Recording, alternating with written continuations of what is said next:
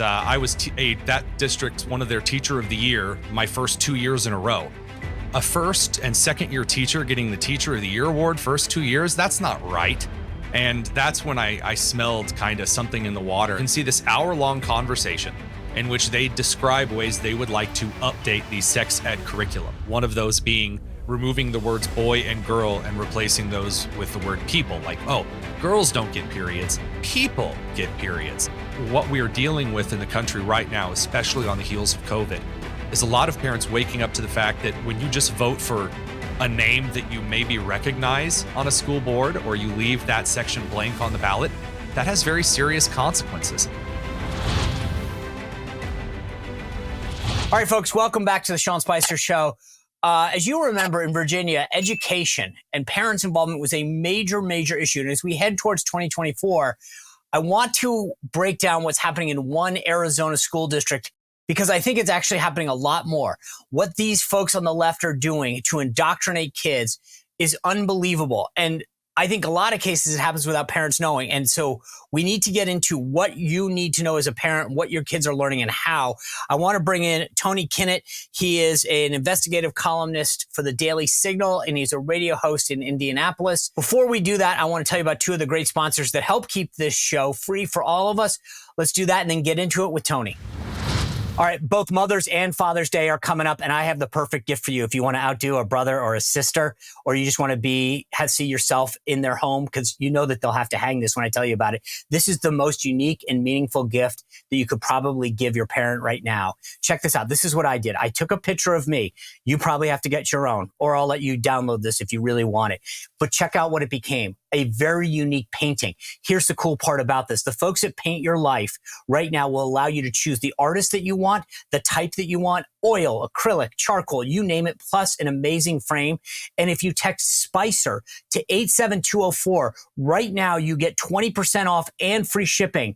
It takes about 5 minutes to set the whole thing up. You couldn't make it easier for such an amazing gift. Text Spicer to 87204 and see what the folks at Paint Your Life will do for you. You know that your parents will have to hang this in the house. They just have to, right? And the quality is absolutely amazing, completely unique. You get to stay in touch with the artist. They'll send you a video of it. So right now, do this. Text Spicer to 87204, free shipping and 20% off. Message and data rates may apply. All right, guys, when we lose power, whether it's because our power grid gets hit or a power line goes down or natural disaster strikes, whether it's a day or a week or a month, if you've been subject to this, you know what I'm talking about. You're trying to figure out how you're going to power your phone, your computer, your medical devices. I mean, your refrigerator, all that food.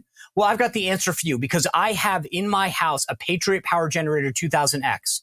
And if you go to 4patriots.com/Spicer, you can have one too, right? This is the kind of thing that you want to get ahead of when an emergency hits. Whether it's you, your family, a neighbor, a loved one, you want to make sure that you can take them. And the Patriot Power Generator is completely portable. Now, you can look on the video that I've got up there. I've got it in my house. There are no fumes, no gas to fill it up with. It's got no noise. You bring it into your house. You can bring it wherever you go if you needed to bring it to a friend's house. And it's completely powered through solar panels. So you don't have to worry about going out and getting and refilling it with gas. You can bring it into the house and then power it up through the power of the sun with a solar panel that comes free with it. Get ahead of a crisis now. Go to 4patriots.com/Spicer and get your Patriot Power Generator 2000X so you can be prepared like I am. Tony, thanks for joining us today. I'm so excited to have this conversation, disappointed to have it, but excited to, because when I read your story, I kept thinking to myself, there's no way that it's this bad. So can you just stop and break down for the listeners, like what sort of the big picture is that's going on at in this Arizona school district? So first of all, like all important stories, from back when I was a teacher till now as an education columnist, the parents reached out to me. Really? Wait, so how does that happen? Like, do you just get an email that says, Tony, I know you talk about this a lot on the radio, or you've written a Daily Signal column. Like, what does that look like? I was fired from Indianapolis public schools for exposing critical race theory at the district. So I developed kind of a reputation for bringing a sledgehammer to these kind of problems from the inside. And Can Word I of just, I'm mouth. sorry, I don't mean to interrupt you, but I apologize, but I didn't know teachers could get fired. I always thought that and I'm being serious. Like, how does that happen? Can you just share I want to get into this, but when you say that, it stops me dead in my tracks. How does a teacher like you get fired for voicing something? So there are several states which have right to work laws, Yep. which means that the school can fire anyone on a teacher contract or an administrator contract for whatever. And in my case, even with that law in place, it took them, I think, 2 or 3 months to find enough stuff to fire me for. And even then, they fired me for like missing a school meeting on some forlorn, rainy October day. They couldn't actually fire me officially for what I had gone on the record about.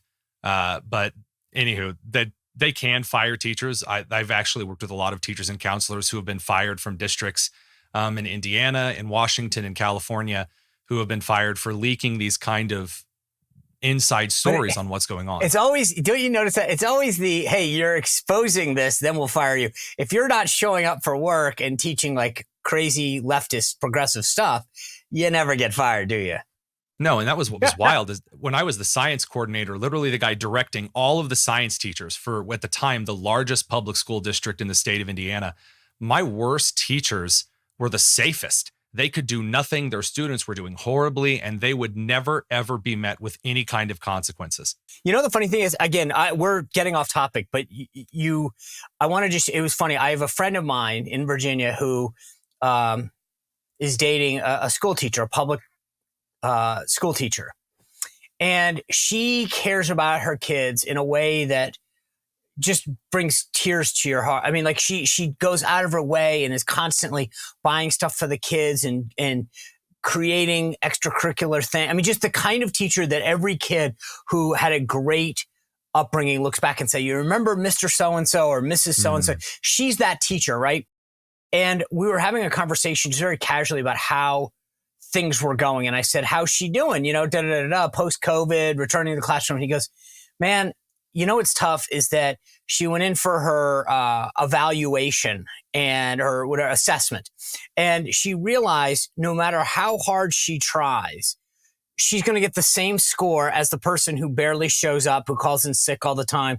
And she was just like, this is the problem. She goes, it's not that she goes, I do it because I love it. I'm not looking, it's not like they can give me anything, right? It's public school. It's not like there's some massive bonus at the end of the year or whatever, but she just wants to be recognized to some degree for the hard work and the dedication, the commitment that she has. And yet she realized that watching these other teachers who mail it in, who don't care, who barely show up, that she's going to get the same score as them no matter how hard she tries or how little they try. So it's funny that you mentioned that, Sean. That's actually what drove me into writing political commentary. You've seen the movie Hoosiers, yeah? Yeah. So that's the school that I started teaching at my first 2 years. And I was that district's one of their teacher of the year my first 2 years in a row. A first and second year teacher getting the teacher of the year award first 2 years, that's not right.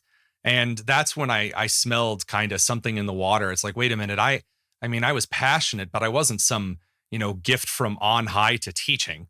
And so you're right. That kind of mediocrity is praised. That's kind of the weird standard in the education system right now. And it leaves a lot of really amazing teachers out from being recognized for what they bring to the craft. Well, and it also keeps the bad ones in. That's the bigger problem, right? Well said. Yeah, I think the problem to me is that we have teachers who don't show up, who don't care.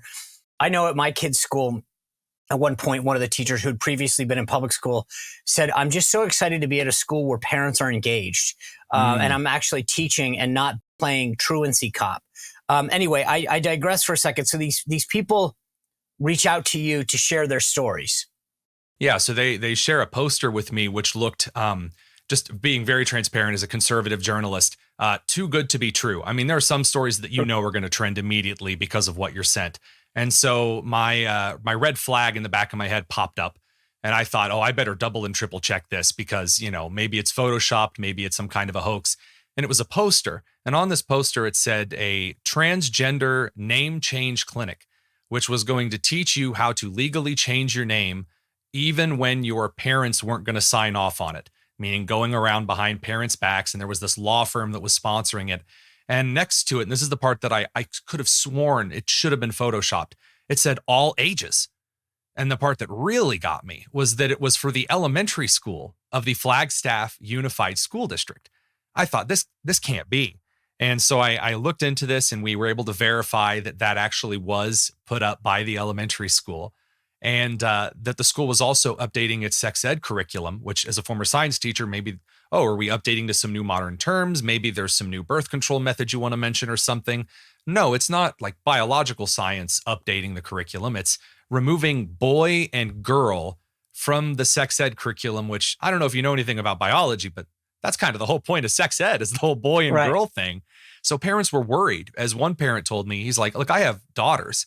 And he said, if my daughter has a question about her, her period or something like that, and she's in a room with a bunch of snickering boys who are allowed to go to girls' sex ed classes, she's never going to ask any questions. She's going to feel embarrassed about, the kind of stuff that she wants, questions answered about.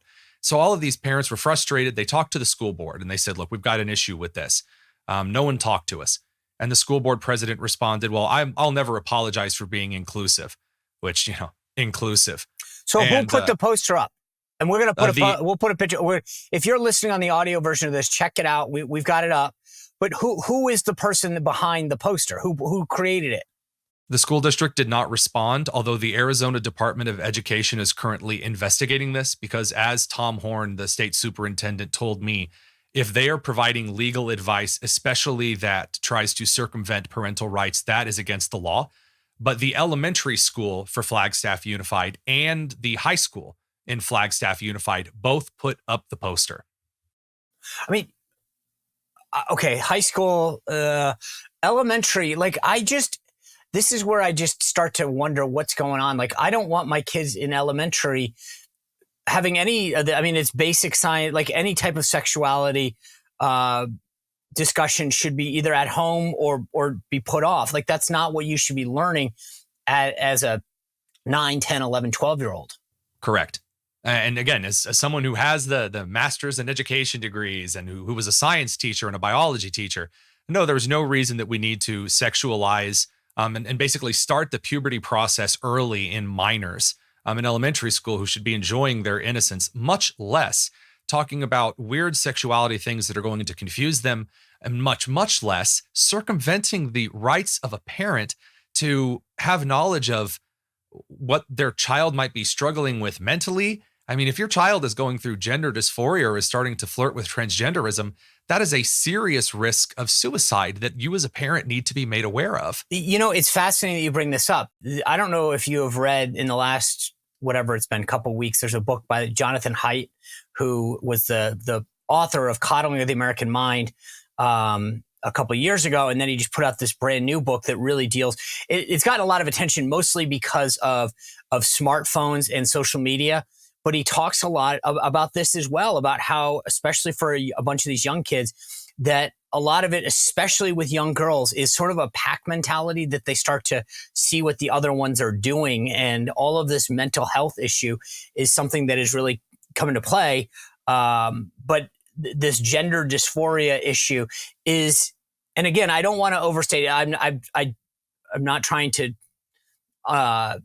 act like the expert here, but the studies that are coming, that he is pointing to, show that young women in particular kind of are going, oh, well, my friend thinks this and my other friend thinks this, and using it more as a pack mentality issue than it is necessarily something that they're personally going through. Look, the data has been there for a long time that students go through kinds of phases of this peer mentality where, look, my friends all think this, therefore do I think this. Kids reach 13, 14 years of age and they start to ask kind of the deeper questions. Why do I believe what I believe? Right. Why does my friend believe this? Maybe I should be like them to be cool. And it's become a very weird fad. And obviously, again, given that the hormonal treatments that are provided are extremely carcinogenic, and that the suicide ideation is so immense with this, it's so dangerous that it shouldn't be legal in the United States, like the UK banning it. And yet we're endorsing it over here. It's truly insane. So let me get back to the who. So this poster goes up. You say the school district is behind it. Somebody makes a decision, I assume, right? It's for all ages. I guess the high school one is a whole separate conversation about where they are in their evolution of thinking, right? But I don't think that there should be a huge controversy about elementary school students not being exposed to this. So is there somebody who's responsible for putting it in the elementary schools? So this is what I would say. Yes, from what I've seen, that is my guess, my educated guess, you might say. The Arizona Department of Education, full credit to them, is currently investigating the matter. I don't have any additional details on the individual who they were very clear. In fact, the school board president made it very clear she didn't want to answer any of my questions. And then, of course, signed her email off with all of the pronouns that go with it. She did make it clear to parents, however, when the parents said, well, we'll fill this room with a lot more parents who express concerns with the way the sex ed is going in these posters. And Christine Fredericks, the school board president of Flagstaff Unified, responded, "Bring it on," end quote, which is just so for those who don't understand, like, what is the general ideological makeup of Flagstaff? Is it more conservative? Is it more liberal? What? It's liberal. It has some Republican representation, but Arizona, like most states in the United States, has a lot of school boards that for a long time are very blue. Yeah. And they are very blue because parents and the larger American public basically had kind of a hands-off approach on education, nodding back to the teacher that you were referencing who went to the private school, being excited about the very present parents who were engaged.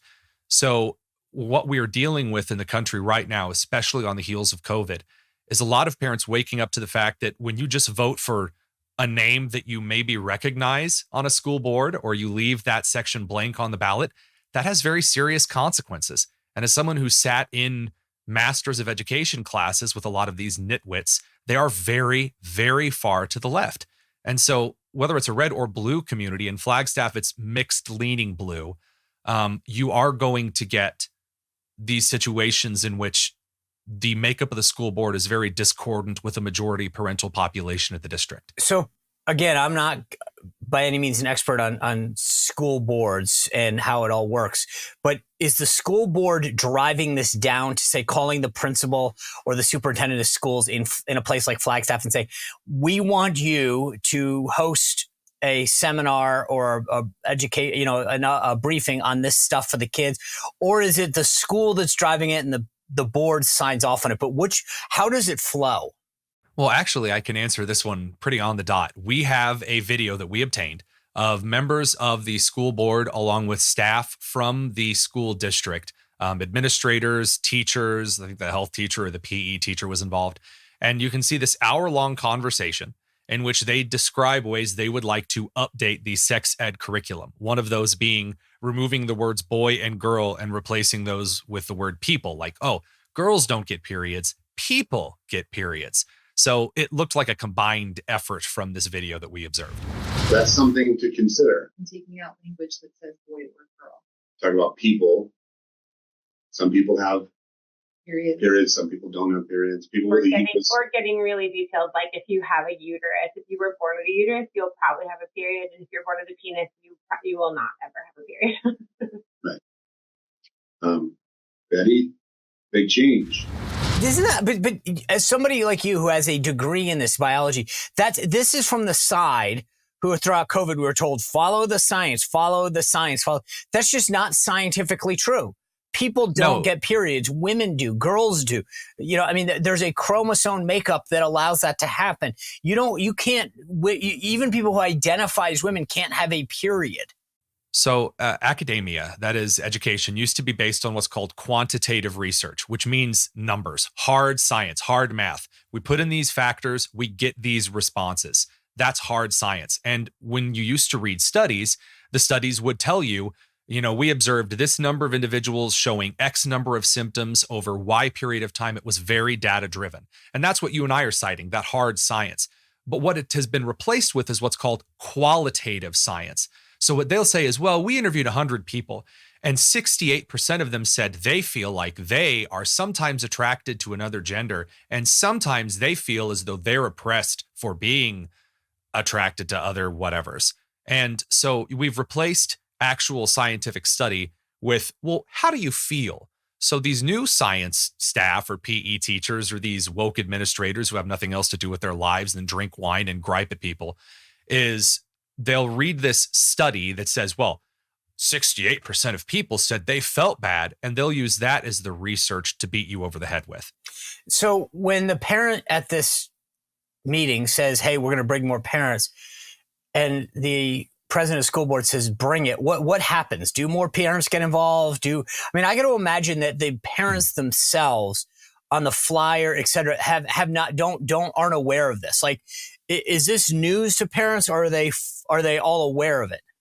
It's both news and it's expected. So there's a kind of common understanding with the average American right now, and I mean down to the apolitical person who never deals in politics. There's an understanding now that public education has severely waned in the United States, and that left-leaning political advocacy has become the mainstay over the 3 R's, reading, writing, and arithmetic. And you can see this via polling that suggests that more people in the United States trust Republicans in education over Democrats now. But as to your question on, did parents broadly know about it? I would say no.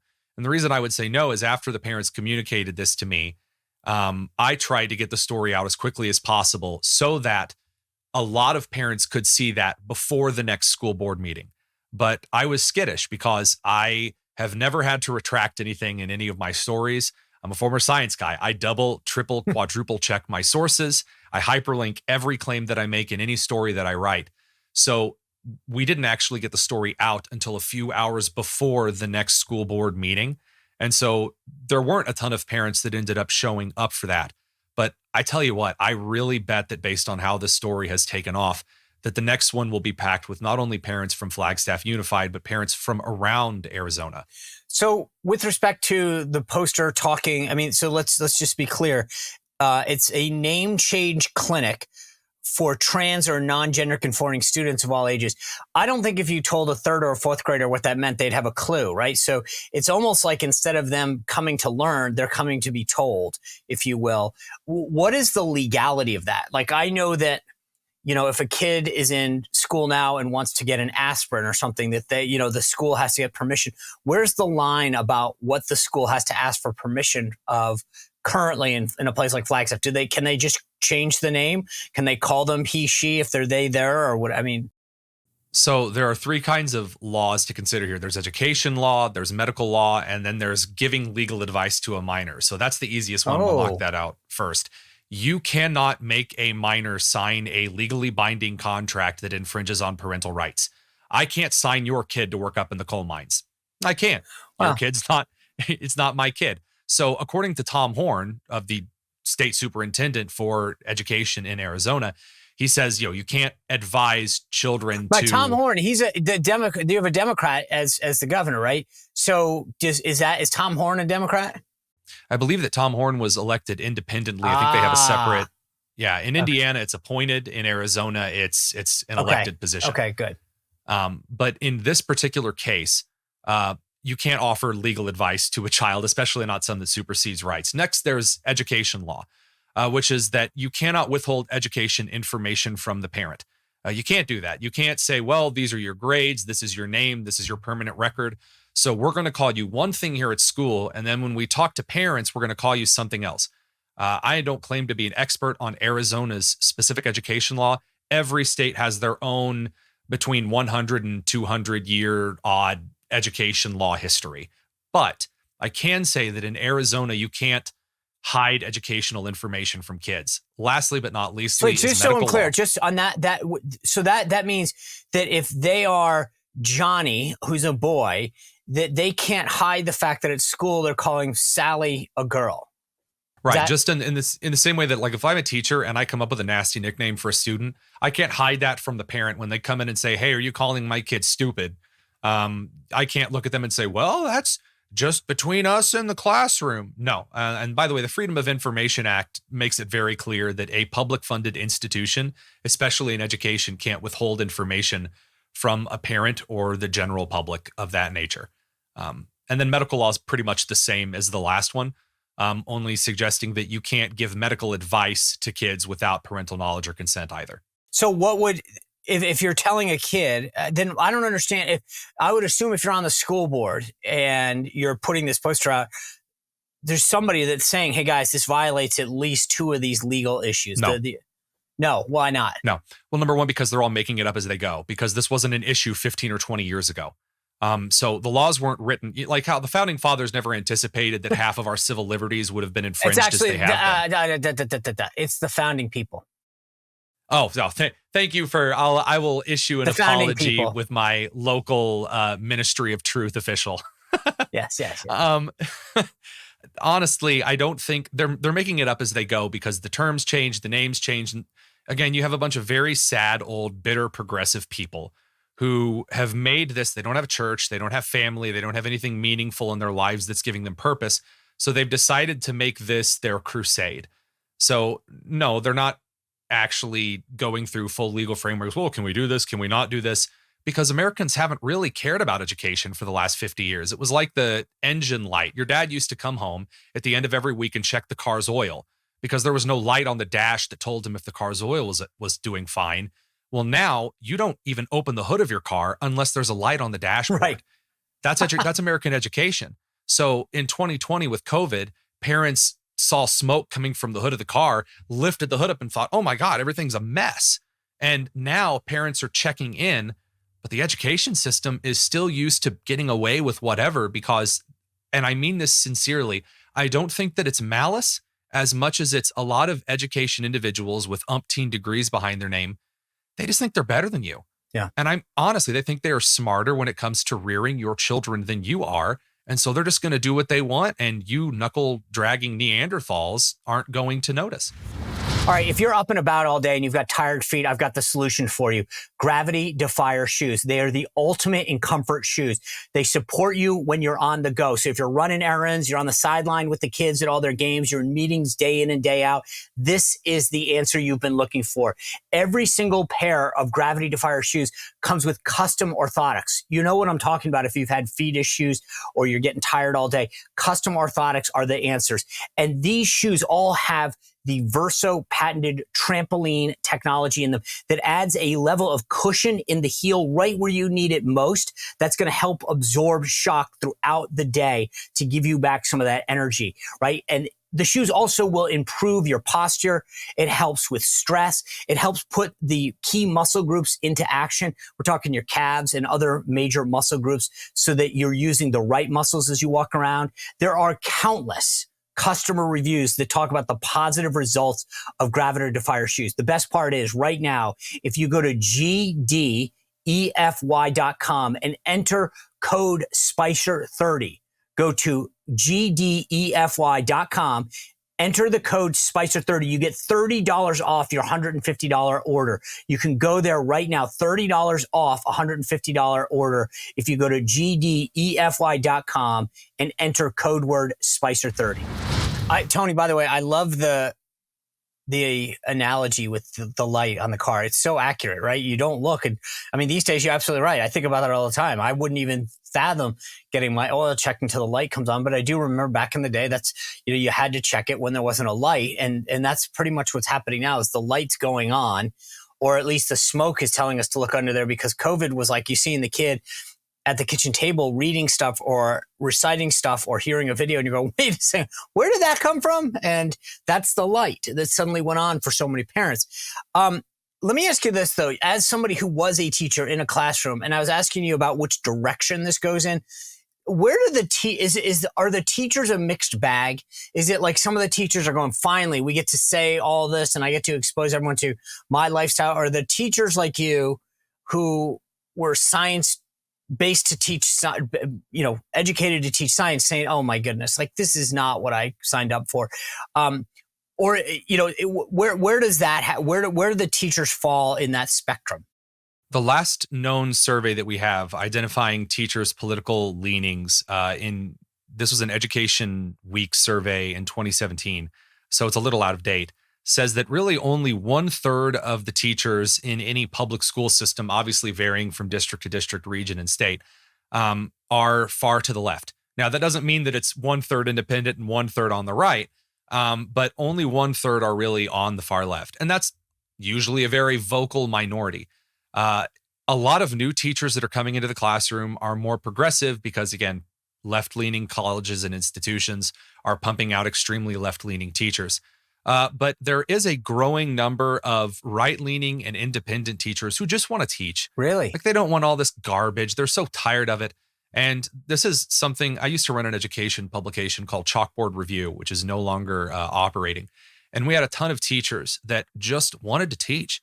They just wanted to help kids read and do math and understand history and to grow. And look, like you said, I remember this teacher that was that great in my life. A lot of people have those. Those teachers are exhausted because of the hyper politicalization that doesn't just come in the form of critical race theory or gender ideology, but also in restorative justice that makes their classrooms extremely violent. So while there are a lot of good teachers, a lot of them are leaving the classroom, like my wife, for instance, because her elementary music classroom had like 3 or 4 fights a day that were extremely violent. And the kids would just come right back to class. Yeah, you see these videos on social media where the kid goes nuts on a teacher, starts throwing stuff. And I'm thinking, who would want to be in that classroom? I'm glad that you brought that up. One of the school districts one of the schools in Indianapolis Public Schools, Arsenal Tech in Indianapolis, where I was the science coordinator, it had so many fights that there were multiple Instagram accounts run by students documenting the multiple fights per day. And as quickly as the school could get the Indiana State Police to take down those accounts, they would pop back up. Washington High School, just a few blocks down, had to lock the bathrooms during the day so students would not go in there and kill each other between passing periods. However violent you think public schools are right now, it is not even close to the reality of how brutal it is in some of these districts. So in the story that you wrote for the Daily Signal, you wrote, in a recent investigation by the organization Parents Defending Education, revealed that the centers in public schools around the country were offering hormonal medication to students. That goes to what you were talking about, the medical law. What is, like, if that's happening, how is that just not a flagrant foul? Well, there's a little bit of a loophole, which is that you remember earlier on. Well, you'll click right into this. Remember earlier how you said that parents had to sign something if their kid wanted ibuprofen? Right. Okay, so at the beginning of the year, you can send a form home with your kids that says, "Hey, do you allow us to provide very basic medical care and procedures to your kids?" And of course, you, like every other normal parent on the face of the earth, says, "Oh, they're talking about Tylenol and ibuprofen." You sign the signature and send it off with your kid. Only at some of these schools, that now also means the full services of this clinic, which can include Plan B abortion drugs and hormonal treatments, which, as I already stated, are extremely carcinogenic. I mean, I got to imagine that, like, that's got a whole, the funny thing is we live in such a litigious world. Everybody sues everything, everybody for everything. Are parents, at least from what people are tipping you off, are any of them considering legal action against any of these school boards or individuals? I mean, not even just considering. In this particular case, or any of them that like, what are parents doing to fight back is probably the best way to put that. There are a lot of lawsuits out there. There are lawsuits between former teachers and counselors who were fired by their districts, who were unjustly terminated for exposing this kind of stuff. Their parents filing lawsuits on behalf of their kids, their community members filing lawsuits on behalf of their taxes.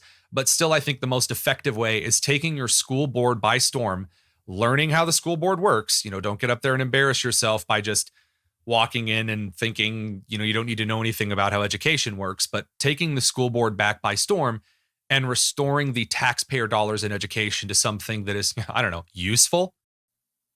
Do you think that when you say, like, I just wonder how many parents, whether it was COVID or whatever, understand their rights, understand what's happening. I'm trying to get the sense of how many of them. I know, for example, this was a big issue here in Virginia, right? When Governor Youngkin was running, education was a big, big issue because, as you might recall, former Governor Terry McAuliffe said, "Hey, parents shouldn't be involved in their kids' education," and then that made the race take off on steroids.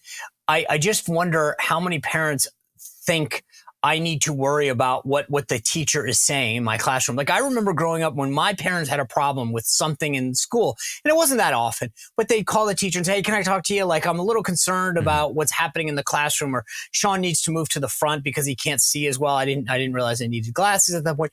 But is there a process where some of this is getting solved, or is it so much getting jammed that parents are kind of like, it's a tidal wave coming at them? Unfortunately, the answer to basically all of those questions is yes and no. It depends on the district. It depends on the region. There are places where parents are getting things solved. There's a school system in Indianapolis or north of Indianapolis called Hamilton Southeastern that flipped to the district, and they have gotten rid of a ton of extremely woke and ridiculous administrators.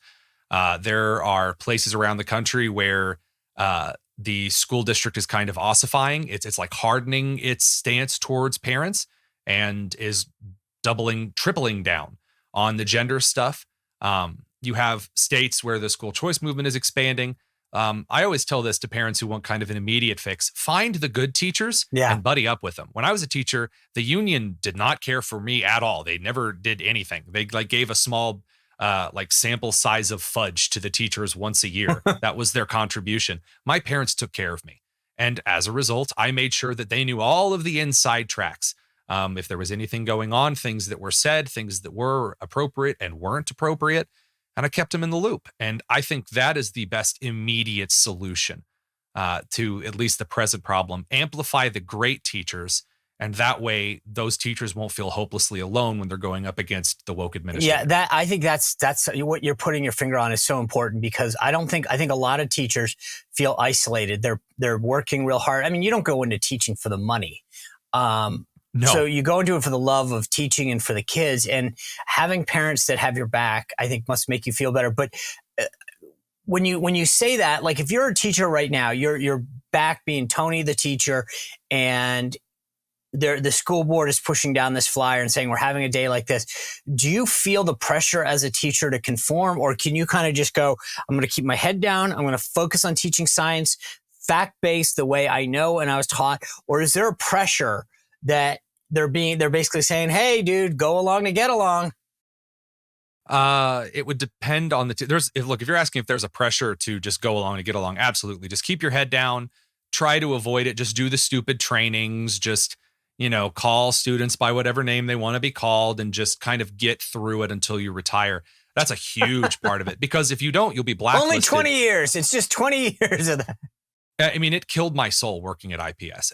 Every single day I would wake up and I would feel a little bit less of a person knowing that I had to go and deal with all of the garbage that kept me from actually improving things in the district. But how many other teachers felt that way, Tony? Did they say, when you went to them and said, guys, I feel like my soul's getting ripped out of me because of this crap? Did they say, I'm with you, buddy, but hey, I got to pay the bills? Or is it like, dude, just keep to yourself? I can't. Oh, it was very keep your head down. Oh, I had friends that were actually in the leadership department with me. One who I was good friends with. But I mean, we had like this young woke guy that was like stalking around like a Ministry of Truth officer who was like looking. I sent out a tweet saying rest in peace Rush Limbaugh when he passed away. He called me into HR over that. What? So, oh yeah, I think there's a story. I think the story was written up at the time on the Daily Caller about it, but that was what was that? So what's that conversation look like? We saw your Twitter page that you have in your own personal capacity, and we don't like because you like a conservative, because you told someone to rest in peace. So this is a young black gentleman who was very, very, very obsessed with the DEI and CRT stuff. Everything is oppressive. And so he said that I had amplified this white supremacist and I was very big bad. And so then he called me some really gross things in an email. I'm like, look, when I was in basic training, I received a lot things that were nicer said to me by sergeants than what I was called in these emails. And they brought me into the HR meeting, and they started off by saying how brave he was for even speaking at all about it. Because after all, Sean, you know how hard it is for someone who's in this oppressive society to speak up. And then they basically admitted, well, we can't tell you what to do and what not to do and say on your Twitter. Again, all I said was rest in peace, Rush Limbaugh, who paved the way for so many of us, meaning independent journalism. He started the Patreon model. He is the founder of it. So that was the whole thing I was saying. And they said, well, but you are a leader in this district. You know, you're the science director coordinator. So you need to keep in mind, like, the things that you're saying, finger wag. And they basically let me know that they were going to keep an eye on me from that point forward. And from that meeting, I decided, okay, well, there's no way they're going to renew my contract next year. So I'm just going to burn this district down on the way out. And so I spent the next several months just collecting. I recorded. You know what I find funny, though, by the way, is that when you tell these stories, I read one the other day of this HR issue, similar kind of thing, where they brought this woman in who is a person of color, who another person of color felt as though some of the comments that she was making, which again weren't, she said that she feared a supervisor. That was the exact word. She feared a supervisor. And the supervisor went after her and said that that was a racist trope because you only fear, people of color. And of course she was a person of color. Okay. But then they never said, so they said, because you made him feel a certain way. And as I'm reading this story, I thought to myself, wait a second, why doesn't her feelings count as well? Like, she felt fear. Shouldn't that count as well? And yet here was this individual saying, no. I get my feelings got hurt first. Is that what mattered? Because I was just getting, to your point about this example, they're telling you how brave he felt because expressing this. And I'm like, wait a second. So if I feel a certain way, I feel fearful of my supervisor, then I can't have that feeling because when I do, he had his feelings hurt first because of the feeling of fear. I mean, it's so out of control. It's all qualitative. And you'll notice the I feel. It's when you move away from, sound cases in legal arguments, sound cases in scientific arguments, sound cases in societal and ethical arguments, and you move to, well, I felt oppressed. Again, it's very Pablo Freire, who wrote Pedagogy of the Oppressed, and talks about how everything is all oppression and being oppressed and all of this, that we're in full-on clown world where if you're a member of the oppressed group, anything you say is instantly true. And if you are the group that is considered the oppressor, then anything that you say is immediately suspect. And that's the entire education system now. Yeah. I remember I was, there was a story in the 2015, 2016 cycle that came out in the Washington Post. There was this headline. It said, the outside candidate's inside guy, and it was about my help for Donald Trump, right? My college posted the headline from the Washington Post and said, Sean Spicer, class of 93, profiled in the Washington Post. The comments below it, I actually thought were a joke. One of the kids was like saying, I don't feel safe on campus anymore, because they had posted a link to a story on a Facebook page. And I called a buddy of mine. I go, is this a joke? Like, how do you not feel safe on campus?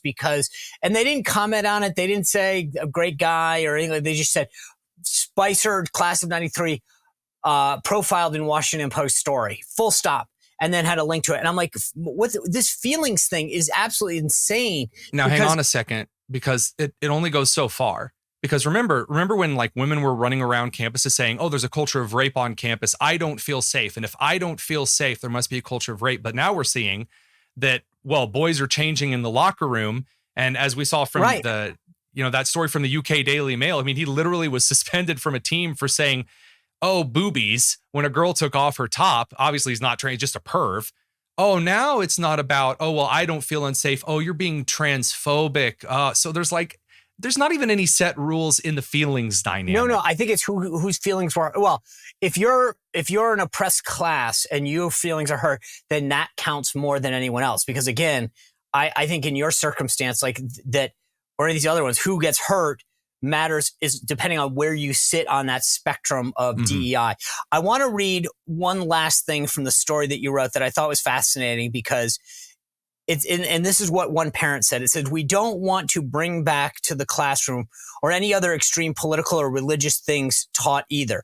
We can do that in our homes, just like they can teach their belief in their homes. We want to let our children remain innocent and learn topics like math, reading, writing, spelling, science, geography, etc., not to be used as pawns to push a political agenda and further their beliefs. I think, Tony, that's the thing, is that I feel most parents just want to send their kids out the door every morning and say, learn those subjects, come back smarter, ready to compete. And they're coming home finding that their kids are being turned into political pawns to advance an agenda of the left. Exactly. And this is the core issue. The problem is that the American education system has an expectation that they're going to learn how to read, they're going to learn how to do math, they're going to understand history, science, basic philosophy, ethics, and maybe do a little bit of PE and music. The problem that a lot of parents have is that they are not getting those expectations met. There's nothing political in there.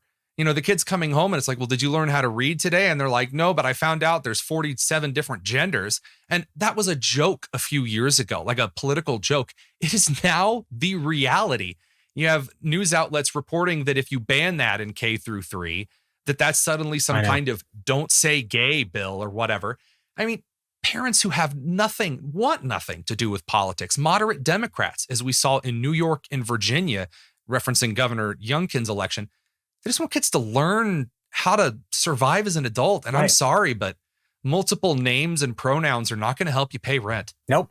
Tony, thanks for all your reporting on this. Please stay in touch because this is, I hope, still an issue as we head to the polls in 2024. I appreciate you being with us. Folks, thanks for being part of this great conversation. Tomorrow, we've got a great show lined up for you as well. But do me a favor, continue to support the show. Go to YouTube, Rumble, Apple, Spotify. Make sure you're signing up. Go to the Sean Spicer Show. Check out our VIP page. Become part of our family. And we have little gatherings every week. Anything we do to help. We'll see you back here tomorrow on the Sean Spicer Show. Well, if you enjoyed this content, make sure to like this video, subscribe, and click the notification bell to get more.